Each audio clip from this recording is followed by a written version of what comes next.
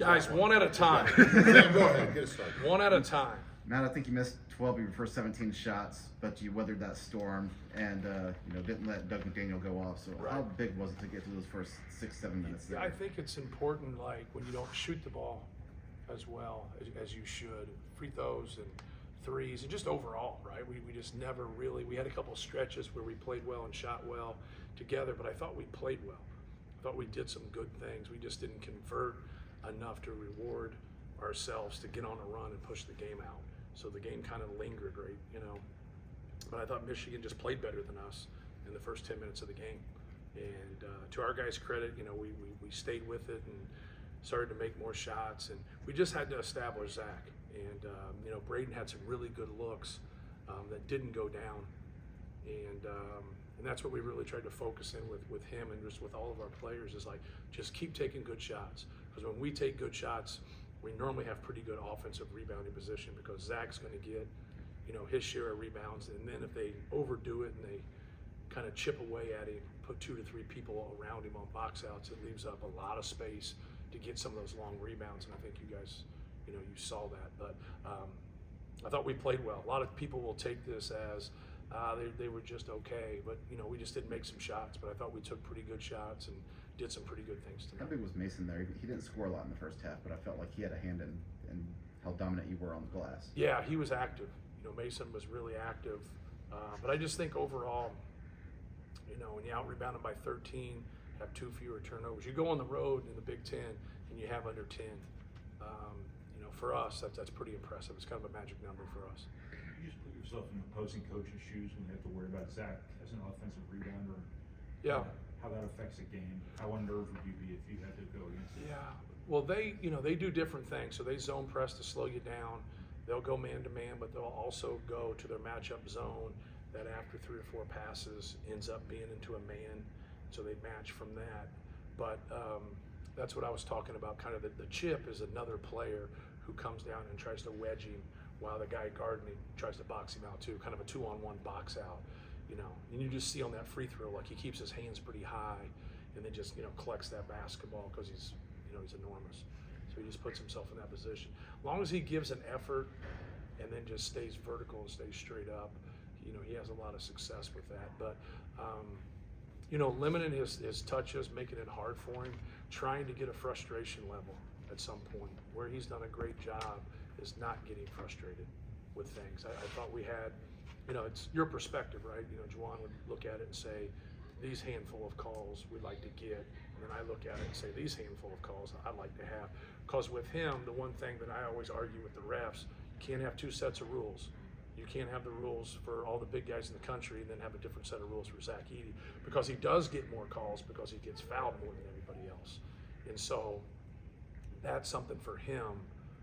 If they can't get him to that point and he just keeps playing hard, we normally have a lot of success. But I thought they did some good things. They changed defenses. They mixed some things up. They gave different looks.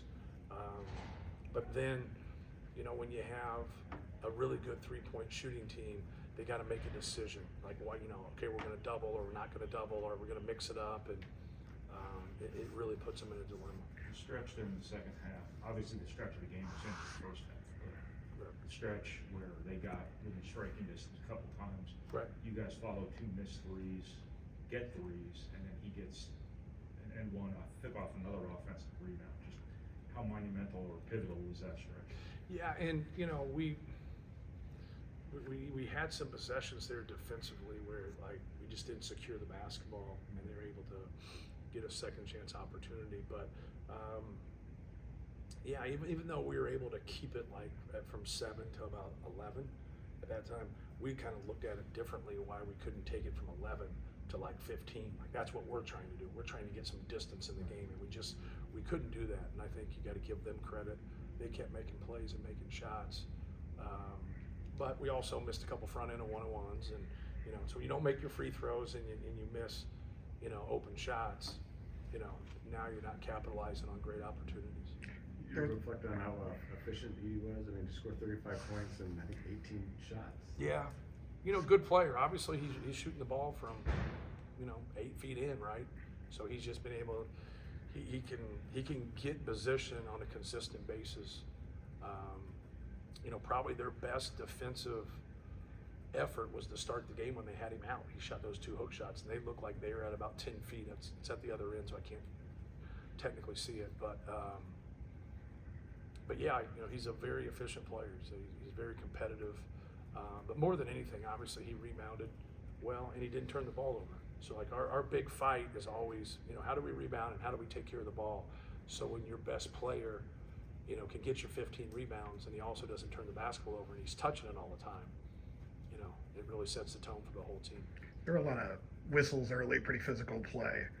Did it feel like your guys got tougher as the game went out? Is that a good show of your maturation that they were able to respond to it on the road? Well, if you see us by numbers, and we've kind of grown into this as a program, we're really trying to play good position defense and not foul.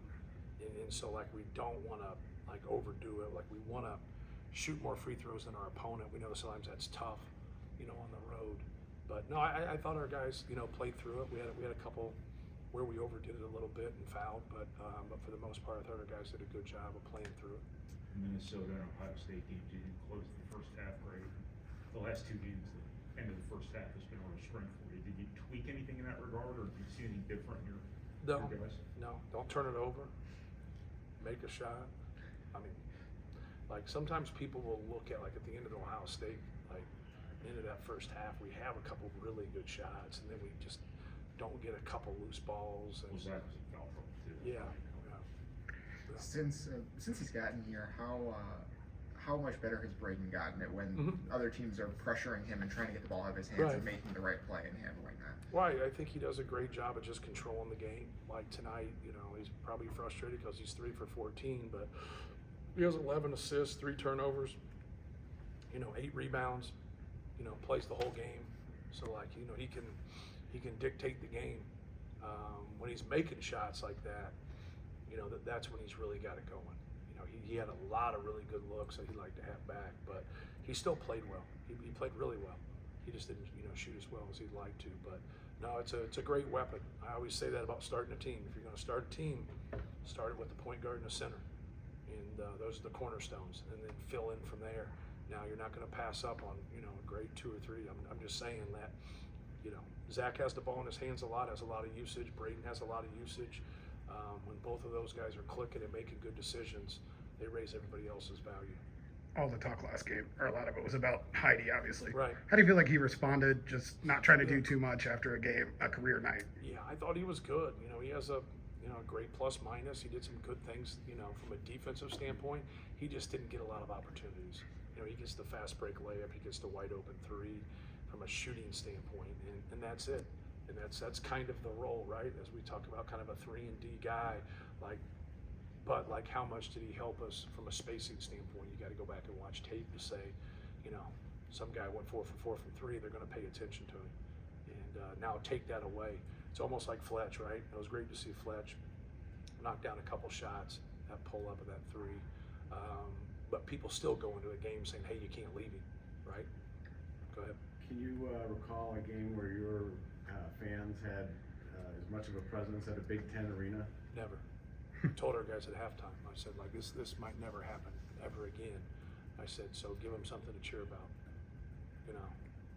because I came out and I said, hey, man, this is a pretty good crowd, because I know they're on spring break, and I was like, this is a pretty good crowd. And then somebody said quick to me, like, now you understand that 1,500 people over there to your left is all Purdue people, so I didn't even know it. So head coaches don't know shit anyway. So. You've talked a lot about how much Zach helps you as a rebounding team, but how much does he help the other people be better rebounders around him? You mentioned Braden had 8 rebounds. Mason gets a lot just of the that space. Like, sometimes some of those guys will be like, when they're rebounders, I always call it a late rebounder. Like, sometimes it's just not going to be clean. I'm ready for you to pass it to me and you shoot it. I'm not just going to be Johnny on the spot to get that, but still go in there. Like, still run, fly in there and be able to get it. Just the attention he gets really, really helps out. I talk about pockets of space.